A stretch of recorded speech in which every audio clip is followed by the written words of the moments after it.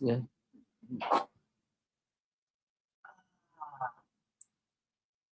That's why it didn't go live.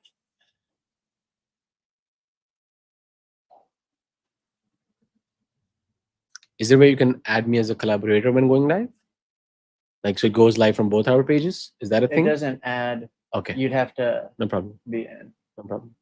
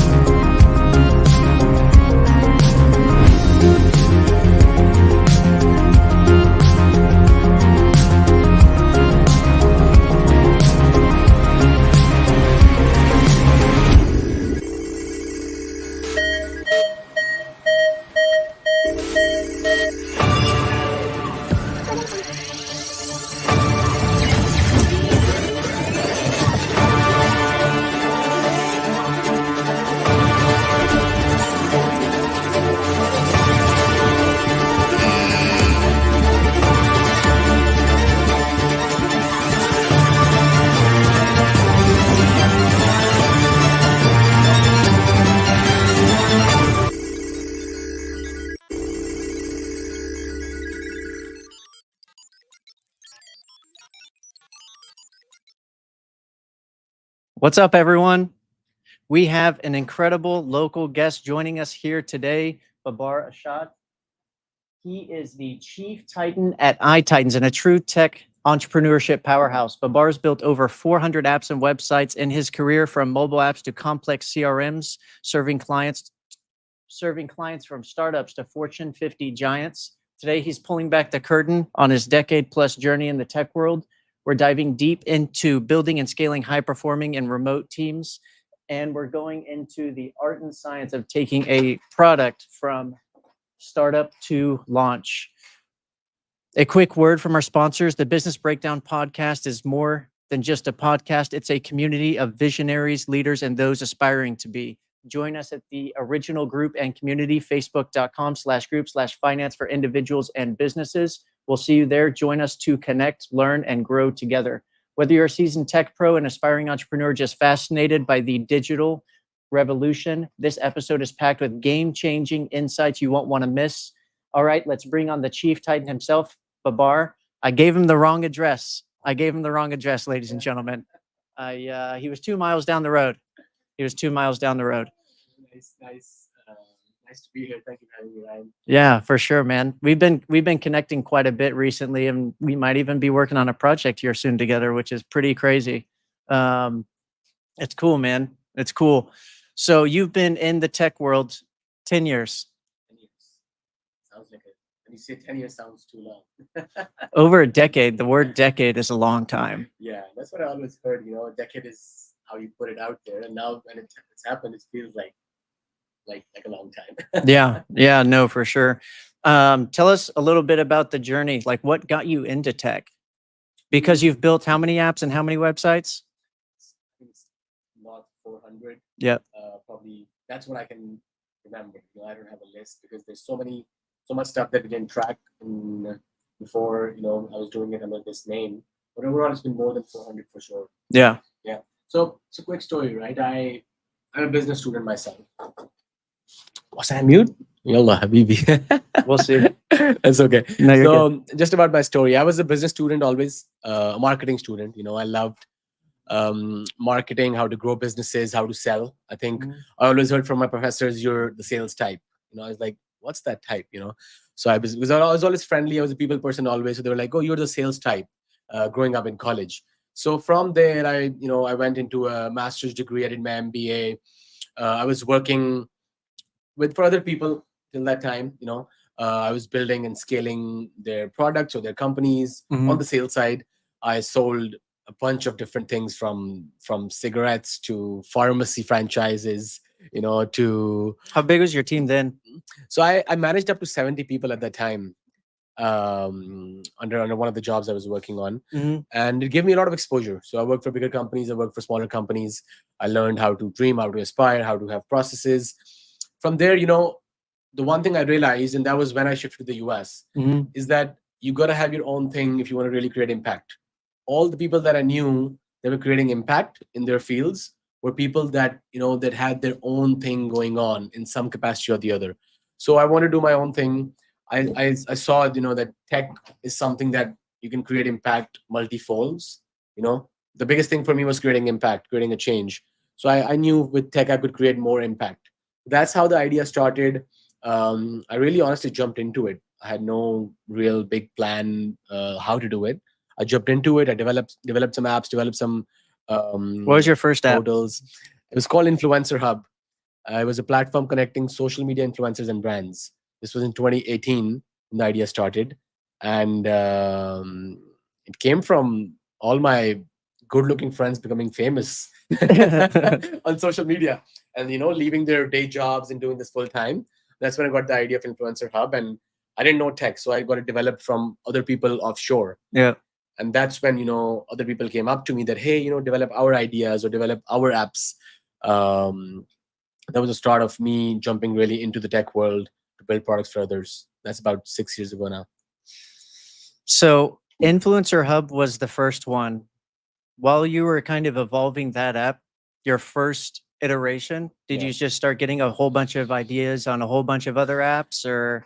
So if I'm being honest, not really. Till the point that I was focused on Influencer Hub, I was giving it my all. That was my time to sort of be all in, deep dive, focused into one thing, and I was giving it my all. I didn't have any money raised from people, so it was all my own savings, and then hustling to make money while building this product. So I was all in, man. I was hustling, making money, doing this day and night, and slowly when I realized that this is not the only solution I can work on. And I realized honestly that it's not going to be a success as Mhm. much as I want it to be. That's when other ideas started popping into my head of doing other things and doing services and building products for others. So it was just a time thing, honestly. Yeah. What was, out of all the apps you've done so far, which one's been your favorite? Influencer Hub. Influencer Hub, just because it's the first. Yeah, That's my baby, man. I get Yeah, it. yeah. I still think there's so much potential. I don't work on it anymore, but Was it sold or what happened to it? yeah, I partnered up with other people for equity, Mhm. and I gave it to a few PR agencies who use the app on a white label basis, and I Yep. have a little chunk of equity. Nice. So yeah, I parked it somewhere. Residual. Yeah, I parked it somewhere decent, but yeah, that's been my favorite app that I've built. Not the best one technically, I would say. Yeah. It was the first one, but my favorite one for sure. Yeah. Whenever you started building these apps and everything, that was also pre Chat GPT, Yeah. pre AI. Pre AI. What's now? I would think that the time to build has absolutely decreased, or like maybe from the coding aspect, Mhm. at least, because I Mhm. know there's a whole bunch of coding in ChatGPT. I personally don't do coding. Mhm. Um, I told you I had a full stack team. I actually took a coding class, Code Academy, for a year just to learn how to talk better to my developers. Mm. So I understand it a little bit. I know it's very math based. It's Yeah. a math language. But I mean, I don't know the uh, how powerful ChatGPT and how accurate it is with coding, but I've only heard good things. Yeah, yeah. I was talking about this with a friend today. Um, if you're building small solutions, small ideas, or basic MVPs, Mhm. uh, AI is helpful. But if you're building anything a little complex, a little more enterprise, AI is still not there. I think it's gonna be. It's going to be there. But anything which has more impact, has more back end work, AI is not so good. Anything that has more front end work, more user interface sort of a work, AI, is pretty decent. I would still not use it for my clients, Right. even to date.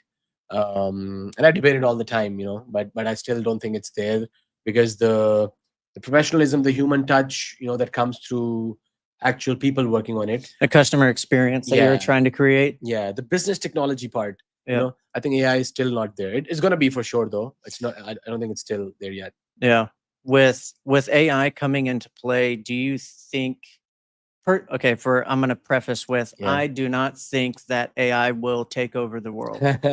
I think AI is a crazy awesome tool to use, and to my knowledge, I'm pretty sure this is one of the only times we've had these rich company owners go to the government and say, "Hey, we actually need to create a governing body for this because it's dangerous." Yeah. Yes, it definitely is, but I think that there is more. Those people who are creating it are also good. They have a better heart than giving it to someone we shouldn't trust. Obviously, they wouldn't invest in something unstable or anything like Yeah. that. But it's just been an interesting transition, and to see these people Yeah. go to the government, it's just a complete turn of events kind of thing. Yeah. Yeah. I agree. I think the basic issue is that humans are scared of change. Any change, and we always say that, oh, we love change and all that, but I think basic instinct is that we're scared of change. Yeah. So whenever something cool like this comes in, there's always people who are skeptical, people who are scared, and rightly so. When you see deep fakes of people going on and stuff like that, Yeah. It gets a little weird, no? So And their voices too. yeah, voices, video, everything is happening. It's used on ads, like The Rock's voice was used on a couple ads that are getting lawsuits, and now Yeah, Yeah, I it's mean, just- dead singers are having albums released. I saw that happening, but I think there's more good to and than bad, anyways. Yeah. I think that's what I believe in generally, also. So I think that's what's going to be the case, and I really hope that we do have some regulations, because that's going to be very important. Yeah. To keep this in check. Yeah. Speaking about kind of bad stuff in the tech industry, I know that with any kind of software building, I mean, honestly, it's all super expensive, and you can't get a cheap job and have it work unless you build it yourself. What are things that people should look out for? What are scenarios that you've heard of or come across? Yeah, and I get a little backlash from my fellows in this industry when I talk about these things, but I think it's our moral responsibility when we work with any people who are not in our industry to guide them in the right direction. It's Mhm. like how sometimes the roofing or the construction industry is bad mouthed about a few things. So tech has become very similar. There's a lot of skilled people in the industry. There's a lot of good people, but a few bad fish. They ruin the pond. So in that context, a few things that I would want people to look out when they're building tech is, number one, really asking themselves, what do they need? Not Mhm. what they want, what they need, before going into a solution. Number two, making sure that you have options. As an agency, when I know my clients have options, I want to give them my best offer always. And I'm saying myself, but I mean generally. Uh, Number three, don't don't try to work with middle layers. If you're working with an agency, try to have the actual developers who are developing your product work with you. What happens is, a lot of agencies, they don't give access to resources directly. They always have a middle layer, like a PM or like a project manager, a product manager, or some sort of a middle layer Mhm. that is helping you communicate. So that really is not a good practice, for Yeah. multiple reasons. Mainly because if I don't know the people who are building my house, I don't know what sort of work they're doing till actually the house is complete. So I want to actually see my house being constructed and not have the final product only, because that is the time when I can make quick changes, when I can improve, and I can have better quality material, and all the fun stuff. Right. So it's very important that you work and know people who are building your house. They also give you great advice. People who are working on your product will always give you great advice. One last thing that I would say is to look out for is the pricing. if you see the agency you're working for has offshore resources, there has to be a price cut. As if agencies is hiring in India or some other part of the world and still charging US rates, that's a red flag, because that means they're paying very less. Of course, they're in another country, but still charging you so much more. I think the greed part really shows and comes up right away. So yeah, these are a few things basically when you're starting off to look out for, I guess. Yeah. The couple things that I immediately thought of as you were kind of listing that stuff off, I was just trying to think of things that problems I really had with developing software or apps in the past, or not apps, but software. Because I did more web-based stuff that I didn't develop. I just designed the user interface, the processes, and stuff like that. So I created the customer service aspect. Mhm. But with with those teams, it was better if we went over everything from top to bottom and laid out everything by line, just to make sure that it got done before we even started the project. Because there were a handful of times when I would see, hey, we need this, this, and this done. We said it was like this from the other system. We agreed on it. Oh, but it's not in the document. And just getting away like that is, I don't know. It's a gray area, ethical, unethical. You can view it both ways. But the stuff has to be listed on the document in order for it to get done, for them to be responsible for it. It's contract binding. Yeah. If it's international, it'd be a little bit tougher for anything to happen. So you definitely need to make sure then. Yeah, and the problem really occurs when, let's say, we do the initial documentation right, but then what if you want changes along the path? Scope creep. Yeah, so that is where the fun part comes in. Hey, we agreed to this price for these features. I want to charge extra. There's going to be too much effort. This is blah blah blah blah blah. Yeah. So that is where the fun part comes in. That is where the trust part, the relationship part comes in. So yeah, that's also very important. How do you deal with scope creep? Because I know that you have, probably all of your clients have had scope creep. Yeah, so It happens. yeah, it totally happens. So my basic instinct with people is that nobody knows 100%, when they're starting something. Tech is never perfect. That's also something I believe in. So I always have that room, that margin to like bring in changes and agree to changes more than other agencies, especially if I think it's needed. If I'm developing a product for the past 2 years and AI has just changed the world, I cannot ignore that. If I'm Yeah. ignoring that, I'm setting up my product or my client's product up for failure. So I always try to think of it as my own product and try to bring in as many changes as I can. But sometimes it becomes tough because some clients, they really want to stretch you out in terms of paying the same amount and then getting a lot of changes, scope creep, stuff done, and then you have to sort of put your foot down sometimes and Right. agree to certain rates hourly or something to manage. I Right. think one very good strategy that I've learned in smaller products, when I say smaller, I mean non-enterprise clients, is that you should make working prototypes first.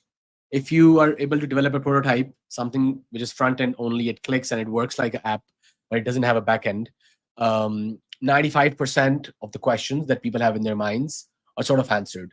So recently we've been doing that strategy more. Unless somebody has a very big solution to work on, then you go in a different route. Yeah. That all that definitely makes sense. Whenever you're kind of breaking it down, since we're kind of on the topic, from idea to launch, what does that process look like? So mainly there are 4 steps, that come in. Again, these can be sub steps, but the main 4 steps come in the idea and discovery, where you actually discuss the idea, you discover and refine the idea. We also call it refinement. So the discovery phase is number 1. In this phase, you go deep down, you ask questions, you have a very critical approach as the founder and as the team. Number two is the design phase, where you put all of that, that you have in your mind onto an actual image, onto actual colors, font, screens, and that should be working. It should be clickable and working. Number three is actual development. So this is where the founders are not really needed, but if they want to, they can stay involved, because it's a lot of coding happening and a lot of what you've designed being implemented and coded on. And then is launch, deployment and launch. And this is a very interesting phase, because they over here your business mind comes into play the most. How you want to launch, when you want to launch, the timing. You don't want to be the Skype of COVID times, and you want to be the Zoom of COVID times. So the timing becomes really important. How much you have to spend, how can you spend that, all this fun stuff comes into this last part. And then of course after this there's feedback and always ever changing Iterations. iterations and improvements. Man, Yeah, so for four, if I have to list down: discovery, design, development, and launch. launch is always exciting. It's all that effort, and you finally kind of just get to sit back and relax for 5 minutes before you start fixing stuff again. Yeah, I don't think there's relaxed time in launch though. Yeah. Yeah, it's interesting That's why time. it's 5 minutes. That's funny. I was curious. So you've been doing remote teams for a while. Remote teams is something that a lot of people struggle with. Mhm. What keeps your team together? I think trust is the basis of a lot of relationships, and this is over here too, on both sides, on my client end, on my team end. There has to be a stick and carrot rule always with any teams, not even remote. There has to be incentives, there has to be checks, procedures, and policies. One thing that I've learned over the past, half a decade working with remote teams all across the world. I've done Asia, Africa, Eastern Europe, South America, even North America remotely. You need to have trustworthy people managing. You have trustworthy people who sort of have skin in the game managing. If I'm hiring in Eastern Europe, I don't know about their culture, about their people, about how they operate. I need to have somebody who has skin in the game, knowing that and managing that. So that's one thing that really helped me. Mhm. That really helped me. That whenever I want to hire more than a few people, let's say more than five, I need to have somebody local managing them who understands them more than I do. Yeah. So that's very important. How do you make sure they have skin in the game? There's various ways. How I have done it with my main people is that I've given them vested equity over a period of 5 years in the main areas. That's awesome. Yeah, and then there's some revenue-based models that you can look into if you don't want to give away equity or you don't feel comfortable enough in the start. There's bonuses. There's a lot of different ways. I believe in more the equity part. You can't give to everybody, but a few of my main people have some skin in the game like that. Right. Yeah. Right. Man. And I do also believe, man, this is something that we don't really talk about sitting in this part of the world. Um, there's really cool people out there. There's really cool, hardworking people out there. They're just unlucky to be born in other parts of the world. That's why they're probably earning less than us and they have less opportunity than us in a lot of different aspects. And I'm a big advocate of global economy, a global village. We all say that, but I don't think a lot of people know or believe in that. So I do believe in giving fair chances to people all across the world. If it floats my boat, I don't care what their culture is, religion is, language is, skin color is. And if it floats my boat, I want to give equal opportunities. And I do want more people to do that. Yeah, for sure. And it seems like a lot of your team is like that as well. Like how you are has rubbed off, or you sought for like people who are similar. Yeah, in a lot of good ways and some bad ways. How's that? But yeah, I've seen a lot of people, and people rub off from other people's energy, right? Mhm. People run off other people's energy, and they like the vibe, they sense the vibe, they follow the vibe sometimes. A lot of my leads, especially, they would be portraying a lot of energy that I have or our team has. So that's very good, and it also comes over longer term. Sometimes it takes a few years to sort of come to a good middle point with people. The bad things I was just kidding about, but there's some things which sometimes I do which my team doesn't like. and somehow they start doing it slowly. For example, that one thing I told you is that I would take in changes a lot. My Mhm. team hates that 90%, and Yeah. slowly they start to understand, and slowly they start to believe. My belief is, very simple, that you grow, we grow. Yeah. So that strategy, a lot of developers won't understand. They're like, okay, I have 9 hours, I have to work 9 hours, code, and then go home and chill. Why do I spend 12 hours if he's in a freaking launch or something? So my belief of, if they grow, we're going to grow multiple folds, and it's going to come back to us, that has creeped into my team slowly. But still, it's a very interesting conversation whenever we have to do that. Yeah. Yeah. No, I definitely get it. It's just a small perception. They're very technical individuals, and they're obviously developers aren't the only ones who would think like this, but kind of span around a little bit. Um, with apps and stuff that you've built, I'm curious if you've ever had to completely pivot a product. Not 100%, but yes, when COVID came, I was working on a few health tech technologies that were more on the ground. You know, COVID changed so many things, so we Yeah. had to change the product a lot. We had to shift it all to telehealth. It was basically a in-person consultation community sort of a product, and then we had to take it all to virtual, the For, virtual world. yeah. Telehealth and all that. So that was a very big shift. Shifts keep happening. A lot of products I've seen, we had to recode, redevelop, change language stacks because cooler things have come in the market before the launch. Do a lot of database changes. That's very common. Hey, I was using MySQL, I want to use NoSQL now, or stuff like that because of certain reasons. We're always open. Being in an agile world, the core of startup tech is being agile. So we are always agile, and we reflect that, and we believe in that. So whatever the business need is at that time, you have to understand and sort of sometimes get it done. Yeah. Um, in that same sense, have you had to correct a client or kind of give them more insight, which made them change their idea? All the time, man. Like, most of my clients love me, some hate me for that. Yeah. As I said, I'll give you an example, right? So I was on a call with a attorney based out of Florida a couple of months ago, and this guy knew nothing about tech. He's an attorney now. He has some other random idea that he wants to develop. Not a random; it's a good idea, honestly. But some other idea he wants to develop. First call we are in, the whole hour we talk about just his idea and how I think it's shit, Mm. because because I think it should be changed. Yeah. And I'm like talking to him like I would talk to my cousin probably, or like a close friend, Mhm. being very straight, with what I think. Till now we've not discussed any rates, any plan, anything. And he's not a rich dude. He's a decent attorney who has his own office and stuff. At the end of the call, he tells me, "Hey man, I don't know what your rates are. I don't know how much this is going to cost, but I'm going to work with you." So and on the call we were constantly arguing because he was defending his idea. I was telling him, no, this is not right, and stuff like that. He taught me a few things, I taught him a few things, but by the end of the call it all turned out to be good because he wanted to work with me. The idea was refined.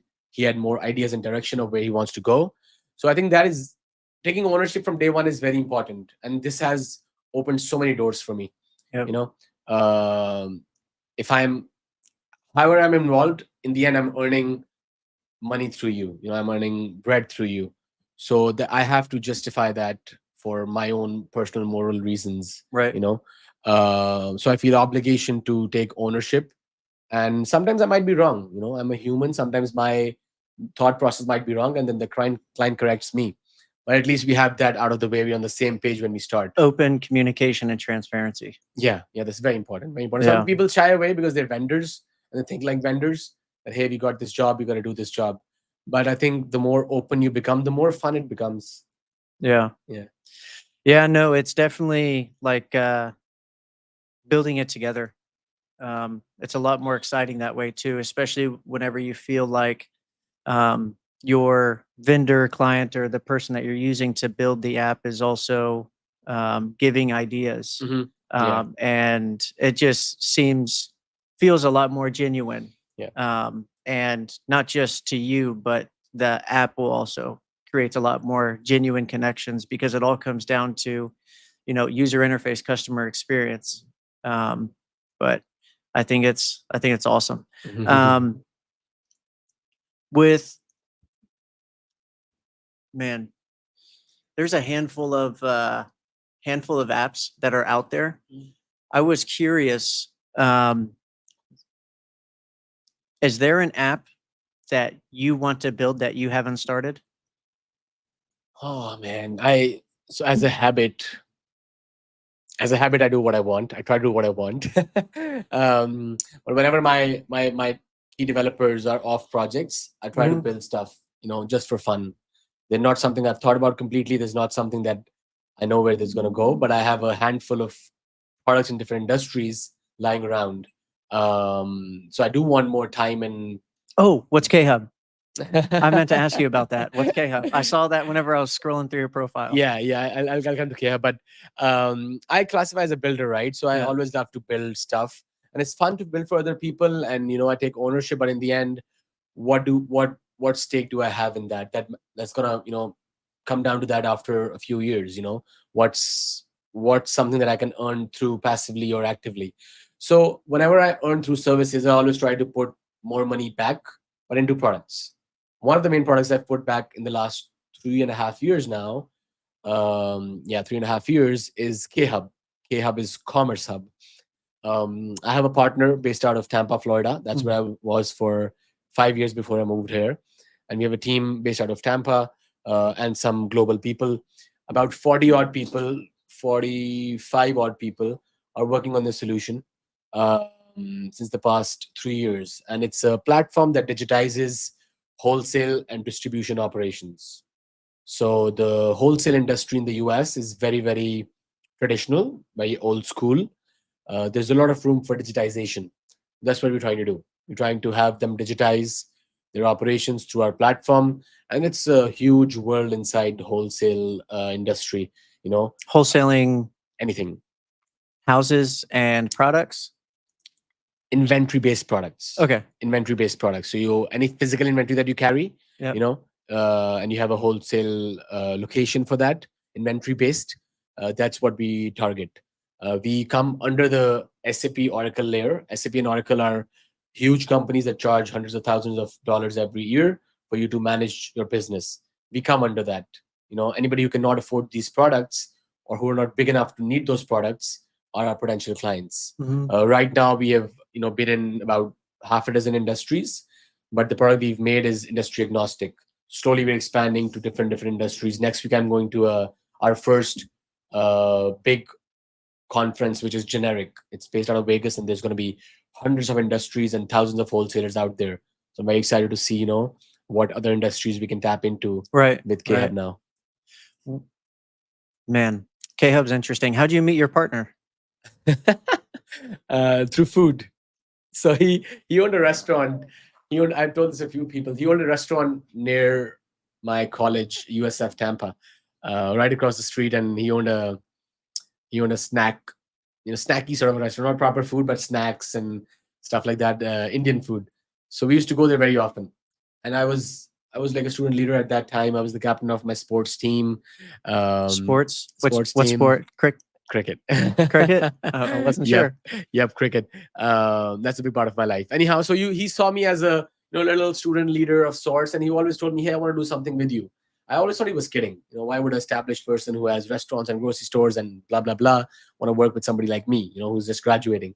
So I didn't take him seriously till he made me take him seriously. So just before COVID, we were about to launch a food truck chain. A chain of food trucks. Yep. Because he was in that industry already. But I'm glad we didn't buy our first one. We were about to when COVID came.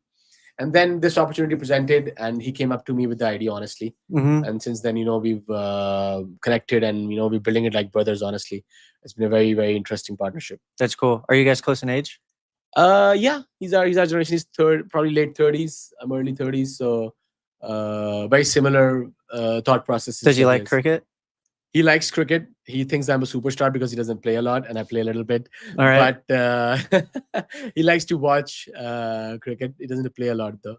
I've Do you think, and this is completely off topic, Yeah. but do you think someone from cricket can come and play baseball, or someone from baseball can go and play cricket? Man, so recently what's been happening, I can talk about this for hours. Recently, I don't know how many people know, especially, your audience more, that the US participated in their first ever Cricket World Cup. And most of the games were based out of Dallas. Did you know that? No. Yeah. So surprising. And this is the biggest event of the cricket world. But it was mismanaged and stuff like that. So not a lot of local people know. But the US actually qualified to the second stage, which is a huge thing because the US has never ever played a World Cup. They Yeah. got to play this one because they were a host nation, and a host nation gets to qualify automatically. But they really surprised. They beat my home country, Pakistan, hmm and I still have mixed feelings about it. Yeah. But I was so happy. A lot of people, since the World Cup is happening, and since the past couple of years, the cricket is growing big, hmm especially in Dallas. We see a lot of Americans who like and play baseball come into cricket because it's very similar. I define cricket as baseball with a bounce. So a lot of people in our local club, even we get baseball players who want to come and play. Technique is different, and you have to sort of play around it like every other sport. But yeah, there's very similar. I'm sure a lot of the technical aspects, like I don't want to get into it. So I played baseball also for like 10 years. Yeah, you should come try cricket. Yeah, then. no, I definitely will. I definitely will. Yeah. I've always wanted to. I've always been kind of curious, but I don't really hang out with people who play cricket. I don't really hang out with people who are in sports right now anyway. But Yeah. but yeah, no, I've always wanted to. But I did baseball for like 10 years, Mm. and then a little bit longer, but I completely quit so I can concentrate a lot more on boxing. And Oh. my dad put a lot of time into me in baseball. He put Ah. 0 time into me in boxing. So whenever he found out that I was just going straight boxing, he was a little upset. But yeah, I'm sure I could still swing a bat pretty good. I actually attribute a lot of my so in boxing, I had pretty significant power for my size. I knocked out most of my opponents. And I attribute a lot of that power to swinging a bat, Yeah. swinging a bat, throwing a baseball, knowing the hip rotation. Mm. Yeah, it's all interesting. Muscle Yeah. memory kind Yeah. of And thing. when I came to the US, I was sort of past my dream of playing cricket professionally, which I had, and it's a long story, but What? I didn't know that. That's cool. Yeah, for sure. Yeah, that's the biggest part of my life, I think, how I learned and how I dreamt and how I grew. Anyhow, so when I came to the US in 2017, I thought I wanted to, shift to baseball because cricket was not popular at all at that time, and baseball is cool, and I want to try. But I understood very quickly there's a lot more power and strength needed, especially upper body, Yeah. that is not really needed in cricket. So I was like, nah, I can't be in the gym for like 10 hours. So I didn't try a lot then. Yeah. Man, I think in I don't even know the rules to cricket. Like I'd have to start from the basics. Like the 3 pulls, is that 3 strikes kind of thing? No. There's Okay, there's I'm way free off. strikes. Yeah. I'm way off. I'm way off. Don't scold You me. gotta for stop this. by. You gotta stop by at a club at a game sometimes, and gotta see. The- Love to have you and have you see a couple of games. Yeah, for sure. And I probably 30% of my clientele are probably like cricket. They're from areas where cricket is popular. The Middle East, India, there's a handful of others, but there's pretty big communities in like Irving. And I have my Google Maps. I'm number 1 in that area. So anytime they need health insurance or something like that, I get a call. Yeah. So, but yeah, no, they're it's an awesome clientele. They're very, very humble. Yeah. Once you start playing, imagine how much more they love you. Yeah. Yeah, probably get me a jersey and let's do it. Yeah, for sure, man. That'd be fun. What did you play any other sports or cricket? So I was always very good with anything with a bat or a racket, So I played badminton, nothing professionally like cricket, but I played badminton for my college. I played table tennis. I played a little bit tennis. I love pickleball. How's your table squash. tennis? it's okay. It's decent. We got a table out there. I mean, we can compete. I was up for a challenge, but yeah, anything with a bat or racket, naturally, Yeah. I'm decent at. Volleyball was one sport Volleyball? that I played. I had a lot of fun, but nothing as good as I I played like cricket. it. Yeah, yeah. But sports is a big part of my life, man. I don't know, probably off topic, but I think everybody needs to play sports. Even if you don't, like how you say that everybody needs to work out, I think everybody needs to play sport. Workout is okay.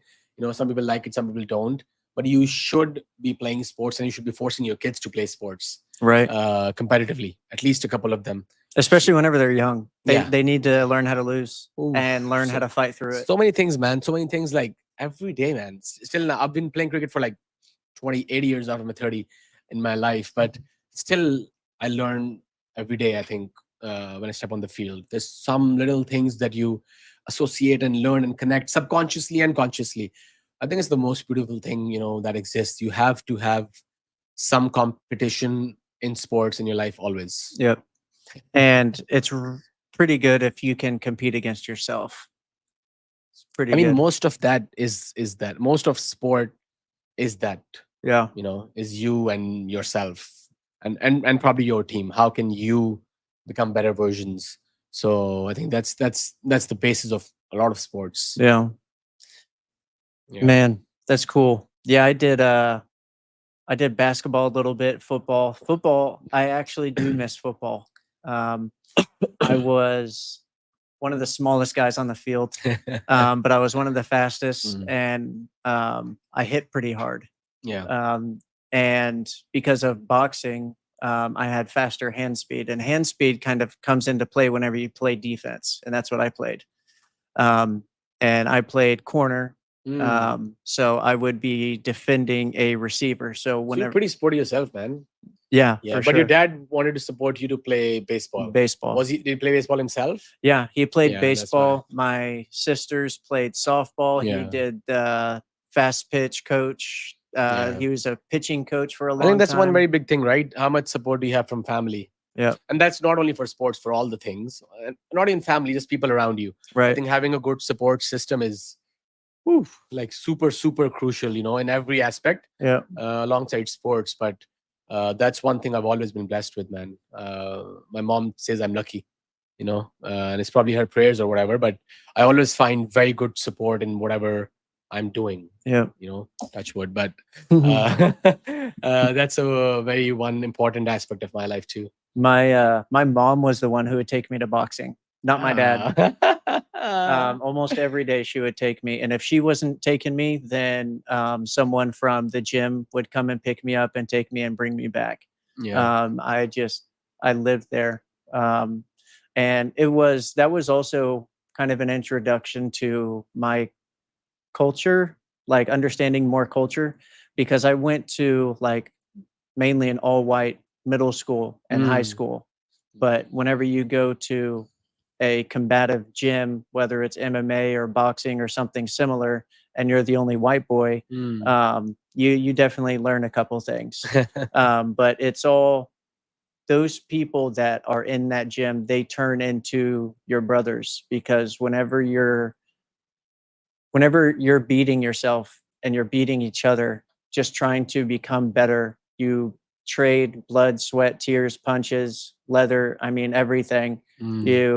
I could hit up a lot of my boxing buddies right now. I could call them and they would answer, just because we're like that. Yeah, love it, man. I think that's so beautiful. That's across all sports. Anything you share a field with somebody, brotherhood, sisterhood. It's a different vibe. It's a different vibe altogether. Yeah, especially in like softball. I mean, even volleyball. Like on the girls' side, because they have chants and stuff like that. There's a little more camaraderie than you would see like on an MLB team. Yeah, where like the guy just hit his first home run, and now the whole bench is pretending that they didn't see it, so they're not congratulating him. So they wait 30 seconds while he's in there just packing up his stuff. Yeah, even though he just got his first home run. You see pranks like that all the time. Yeah. It's all fun and games and stuff, but there is a pretty big difference. So it's interesting to hear and see the chants. But one thing that we don't have here in the States, speaking of sports, we don't have as many chants as they do overseas, like with soccer. Or like they just don't have chants and stuff. Like, have you ever been to the Londoner?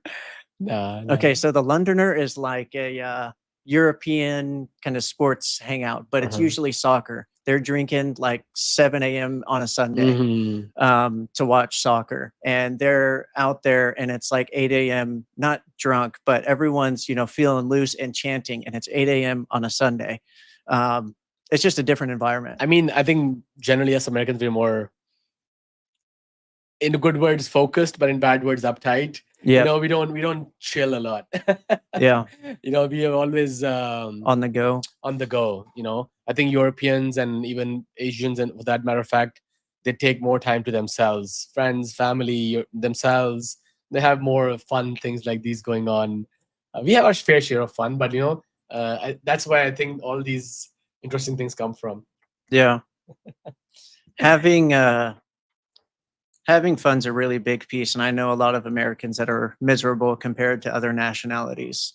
Having what you said, friends, Just having fun having fun, along yeah, the way, yeah, yeah, yeah. because like it doesn't matter if you're an hourly employee, it doesn't matter if you're building a business, you have to have fun along the way. Yeah, yeah, Be able to make jokes when stuff goes bad, yeah, and recover from that stuff. But um, yeah, just having fun is a really big piece. yeah, yeah, yeah. Also, I think this also comes from just how you've grown up.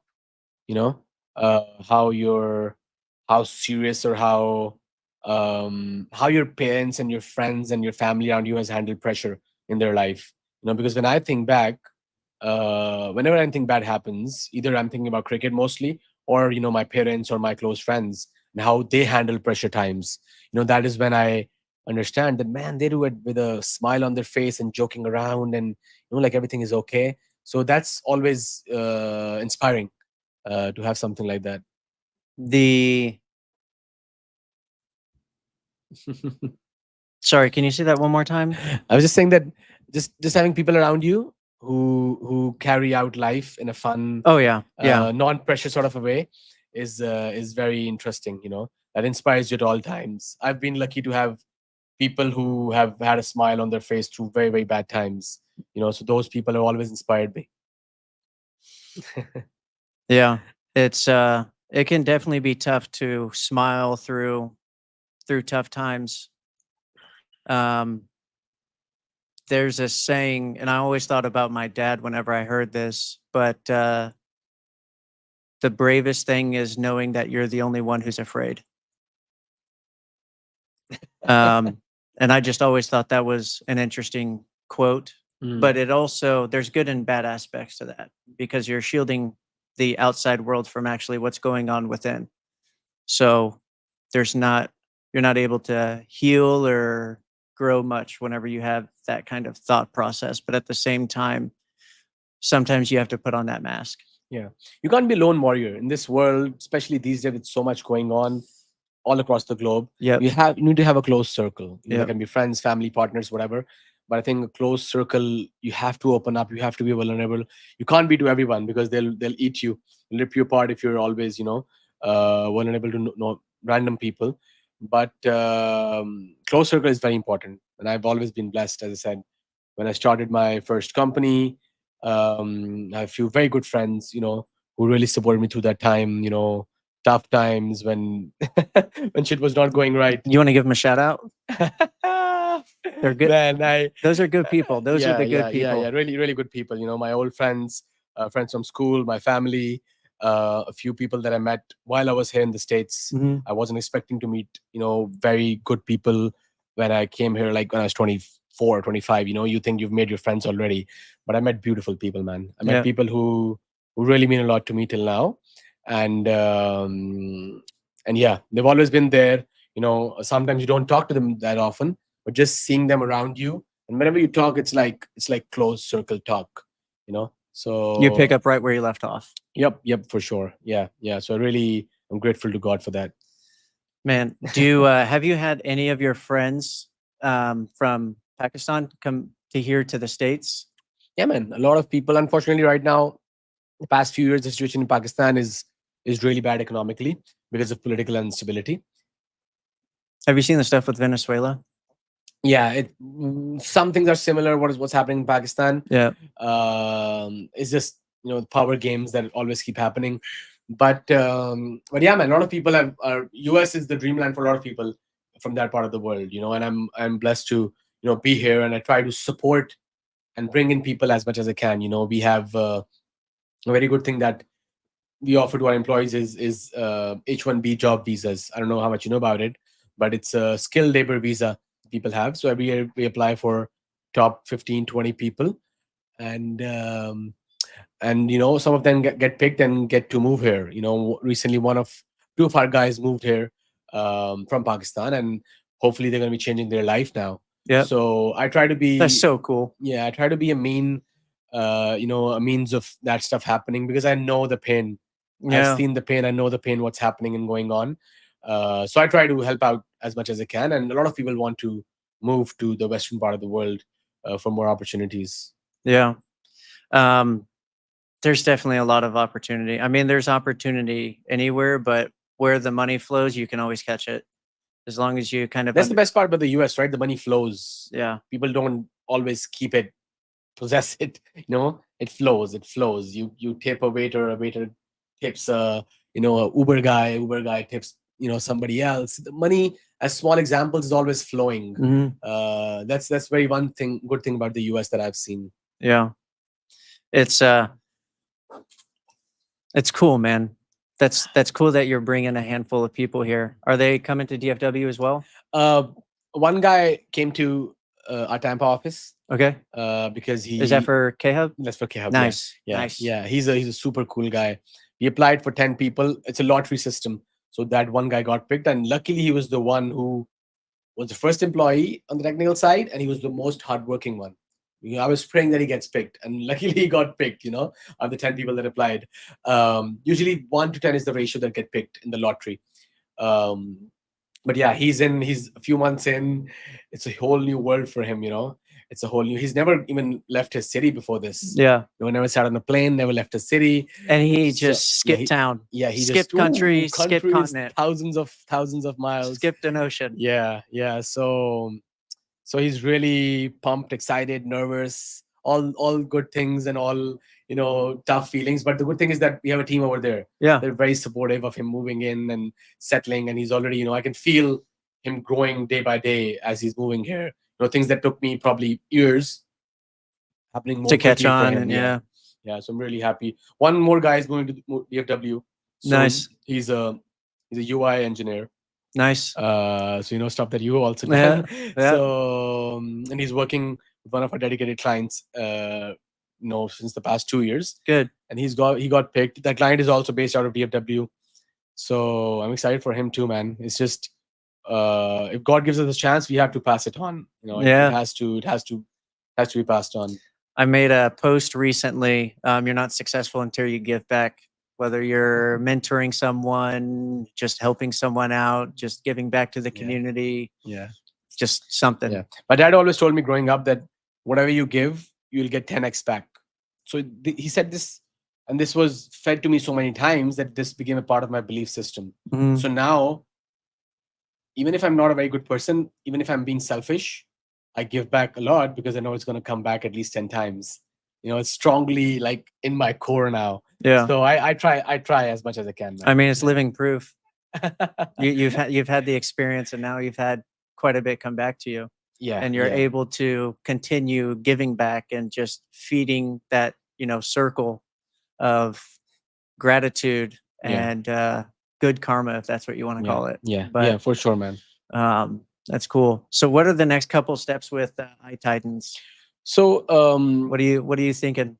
yeah, so it's always about changing and adapting new strategies. My overall goal with tech services always has been, one, to help more people achieve their dreams. People that are not able to build good tech, build good business technology, help them build that, help them increase their ROI and their business and make it more efficient. And two, personally, to make money, to be part of success stories, and to build my own products. Yeah. So on the same strategy, we're going all in with K-Hub, which is my major investment in terms of product. I also make some smaller investments with a few entrepreneurs who are starting off in terms of money, time, efforts. So probably a half a dozen, things I have little stakes in where I want to help them be more successful. I'm recently launching a program called the MVP Machine. I've been doing this for a long time, but I'm formalizing it, and I think that's going to be my next focus for the next few years with iTitans. What is that? It's basically, Can you talk about it? Like, yeah, can you yeah, go yeah, into yeah, detail? yeah, Okay. for sure. It's a you grow, we grow strategy in action. I want to handhold, take people who are stuck with ideas in their mind. There can be people who are students, who are people in jobs, and I'm doing a job. How can I launch? People who have other things that they're focused on. Man, I have my main business. How can I do this along the side? People who have financial problems, time problems. People who think tech is scary. I want to take things from those people and help them launch, go to market. Yeah. Be that middle person who helps them. Execute. Yeah. Everything in their mind is so cooked. It's well done. It's a well done steak, and it doesn't need to be. So they have to launch. They have to execute.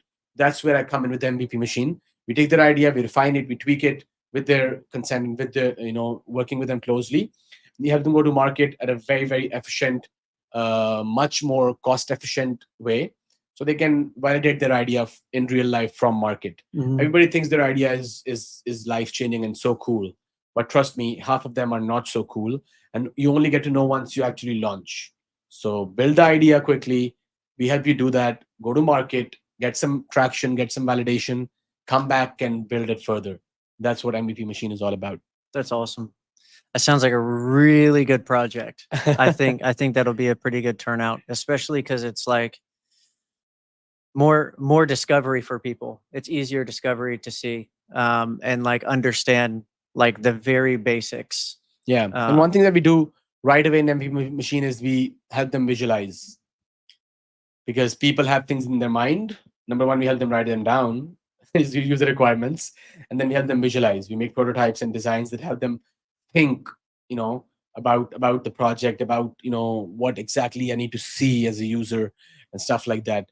So that's one very important thing. Humans are always more visual, beings. So that's one thing that we're doing, and we do it on a no commitment basis. You come and you do this little visualization refinement activity with us. If you don't want to pursue after that, or you want to do it yourself or with somebody else, you just go and do it. My goal with MVP Machine is very simple, just to help them go to market. Yeah. I'm not earning a bunch through this anyways. So if I can help you with my design team only, I'll help you do that. Yeah. That's cool, man. Is there an industry that you really want to target over the next 10 years? So 10 years out, what do you think are going to be the changes that kind of come into the tech industry? Because AI is already cutting out a lot of production to scale systems. Yeah. So I feel like it's going to be a lot easier. Yeah, it's going to be a lot easier. I think a lot of people are going to be cut out.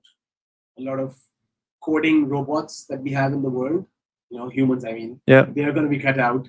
You need to be a business tech person, not a tech person. Yeah. Only tech won't exist in 10 years. It's going to be business tech.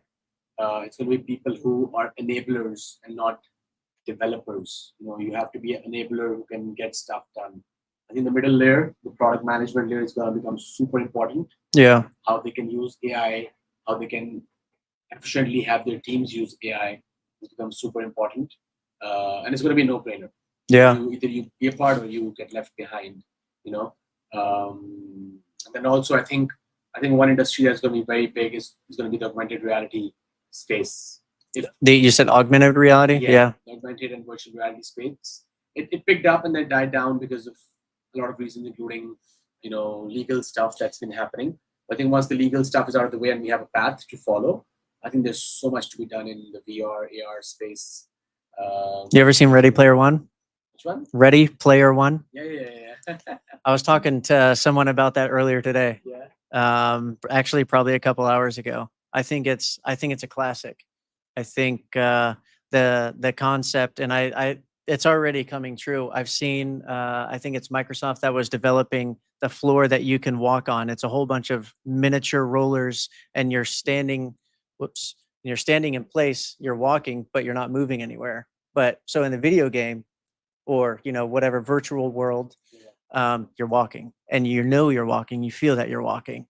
It's just, I can't imagine. Yeah, man. And that's funny because a lot of cool tech or in that time sci-fi movies from 20, 30 years ago, you see half of them in the real world now. So I think, and that's scary too. Yeah. If you watch like Black Mirror and stuff like that, it's You said Blade Runner? Black Mirror. Oh, okay, yeah. A Blade Runner is a Cybertruck, I think. Yeah, I thought that Mirror, was funny. You watch an episode, Black you see Mirror. stuff, and I've actually never seen Black Mirror. uh, I was told I specifically need to watch Black Mirror. it's a good and bad thing, I'll tell you that. Yeah. Because those things are going to be real. Half of them probably already are in the pipeline or are being done. So it's scary, very scary, and it's also very cool. Depends on what lens you put on. But I think, yeah, I think that's how you dream, right? Artists always create reality, and they might come later on in life. The realities might come 20, 30 years later. But I think artists and people who are creative, they create realities, long term. Yeah. I can definitely relate to those creators. I've always just liked building. I didn't know how to build or how to structure or anything until I was like in my late teens, because I got into corporate whenever I was 17, 18. And that's kind of whenever I started understanding business and stuff like that. I didn't really care about work in the beginning because I was still boxing. Boxing was my future. I wanted to, eventually be in the Hall of Fame and, all that stuff. You dream big like that. Oh, I dream big everywhere. Yeah, it doesn't matter where I go. So tell me something. Do you still do active sports? Do you still do sports actively? So not necessarily. I've beat up my body a lot over the years. Same. I did not give my body enough time to rest. I did not sleep enough. I did not, and my nutrition was not on point 100%. Whenever I was younger, because I obviously didn't know the things I know now, didn't have money to pay for a nutritionist or any of that stuff. So I had to do a lot of my own research.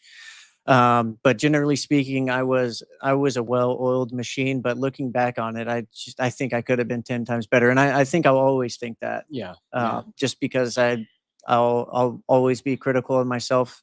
That's just, so I always want to improve. Yeah. How's the transition been from somebody who loves and plays competitive sports to just being in business? It was a complete 180. So in the boxing world,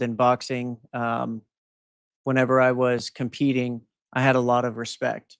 I had respect from my friends, my family. I had respect just going into a random gym. Not necessarily random, but going into a gym where I was known. People knew of me. Even some gyms that didn't necessarily know me, they had heard of me. Yeah. And that just having that level of respect and notoriety where you can not necessarily walk in anywhere, but walk into a gym and just start shaking hands and start talking to people because they know of you. And that was, and then going to the business world where you're nobody. Yeah. You don't know anything. You don't have a degree. Yeah. You're given an hourly check. You make a bonus. You think you're rich. Yeah. My first paycheck was actually $267 or $276. I was washing dishes at a Thai food restaurant the day I turned 15. It's actually a good story. I haven't ever really shared that. Yeah, but share it, man. Share so it. I love Thai food anyways. So. Don't even get me started. I can survive on Thai food. Whenever they ask, what's the one food you could survive on the rest of your life? Thai food. Yeah. So the day I turned 15, my dad said he had a surprise for me. For whatever reason, I was thinking a car. But there was no way. That wasn't going to happen. but he was like, yeah, get in my car. We'll go for a drive real quick. So I get in his car, we go for a drive, and we pull up to my favorite restaurant. It's this Thai food restaurant. It's called Noodle Swing in Flower Mountain. It's still probably there, still probably rated the best, #1 best Yeah, in Flower Mountain, Thai you said? food. Yep. Okay. Yep. We'll have to go to it. But I just so happened to go to this restaurant. My dad's whatever, or my dad said, go inside and ask for an interview. And then, so I said, what? I'm like, it's my birthday. He said, just go inside and ask for an interview. So I did it, went inside and asked for an interview. They gave me an interview on the spot. They gave me the job on the spot. And they said, when can you start? And I didn't know. I was 15. And I said, I'll get back to you. I went back to the truck, told my dad what happened. And he said, get in there. You're starting today. Happy birthday. Allah, baby. Yeah. Yeah. That was my 15th birthday. What a birthday gift. Yeah.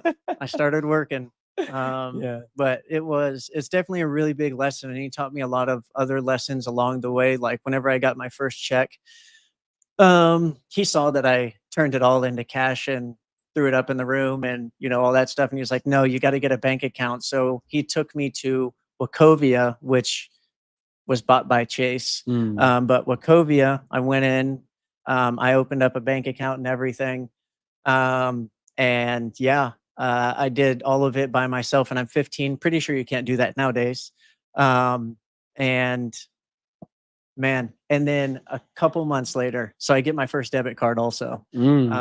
I've told this story a couple times, but I went into $600 in debt. My dad got a letter in the mail because there's no notifications, no overdraft protection or anything, because this is like 2000, early 2000s. But you can still overdraft your account, but there's no notifications and all no the fun notifications or anything. stuff. So No I'm apps and all that for sure. I'm here just swiping the card like it's a credit card, and like it's a black card. Even though I only spent I probably spent maybe like $300 out of the 600. The rest was overdraft fees. But my dad was pissed, and he took me directly to the bank, and he said, "I need you to go inside and talk to the manager and get this fixed." I said, what do you mean? He said, just go inside and ask to talk to the manager. Tell him what's going on and figure it out. So I go inside. Turns out it's this old lady who's the bank manager, and talk to her for a little bit. Anyway, I end up leaving with $6 in my bank account, or $9. I think it was $6 in my bank account. And yeah, just going through that, and just, I even get kind of like stressed thinking about it, because I remember like all that anxiety building up, like something's going to kill me or I'm going to jail kind of thing. Because I'd never been in debt. I only heard bad things about debt because I'm, 15. My dad didn't teach me a whole lot about business. I wish he did. I mean, it sounds like he threw you into stuff so you could learn, though. Oh yeah. He and did. That's a very good thing too. He did a lot of really good things, and he worked for Verizon for 37 years. And he was like a head honcho with Verizon. I did get to talk to him here and there about some stuff, but he got sick in my early 20s, and he had a brain stroke, and it was hard for him to talk about anything really, or articulate his thoughts. He had to relearn English. So we went through that and all that stuff. So like speech, and he had speech impairment, but it's a bond that you can't take away, because whenever you switch roles and it's the parent who's the kid now, and the kid is now the parent taking care of the kid. It was tough, but you learn a lot and you create a different kind of bond, because my dad was hard-headed also. And he respected me completely, but he didn't always listen to me, just because he was hard-headed. But after the stroke happened, the brain stroke, he became very open-minded with instructions that I gave. Definitely grateful for those days. But I definitely don't mean to turn this into a sad podcast. No. That's not sad, but I think it's great learning. I was going to say really quickly that my parents are still not dependent on me or on any level. And I don't wish for them to be dependent, because I want them to have a very, independent life. That's how they've always been, and they were the ones who brought both their families, my mom and my dad, brought their families out of the poverty line. They were far below the poverty line. So my mom on her side and my dad on his side were the first ones to break that, poverty line. Damn. That slumdog Yep. millionaire sort of thing that happens. That they were both those. So they're very used to of working and working hard. They still work 12 hours a day and stuff like that because that's what they know. So I'm very skeptical. I'm very scared of the time when they will become kids, because it's going to be very hard for them. Not about me, but about them. It's going to be very hard for them to live that time. So it's probably I have a few things to learn from you about that, or how you manage that, because more than the physical aspect, how you're helping them, how's the emotional aspect like? That's a very, very intimate discussion and topic, because I really hope it doesn't happen, but if it does, it's a very tricky time to, I think, navigate through, as a grown up individual, taking care of their parents. Yeah. We'll talk about that sometime. Yeah. It's tough, man. It's Yeah. tough for sure. Yeah. But it's you have fun along the way. Mhm. That's the big piece. Mhm. Very grateful. But I know we're just past an hour, but we're definitely gonna have part 2. Yeah, man, for sure. There's so much more to talk about, especially Yeah. non-work stuff, but also work stuff. We recently, we're hopefully going to start working together. That's going to be a story to tell, hopefully. And I think there's a lot of cool things to explore and discuss about. Yeah, for sure. Well, I definitely appreciate you coming in, man. Same here, same here. Thank you for having me. Yeah. Thanks everybody. Thanks for tuning in. Check you next time. Thank you.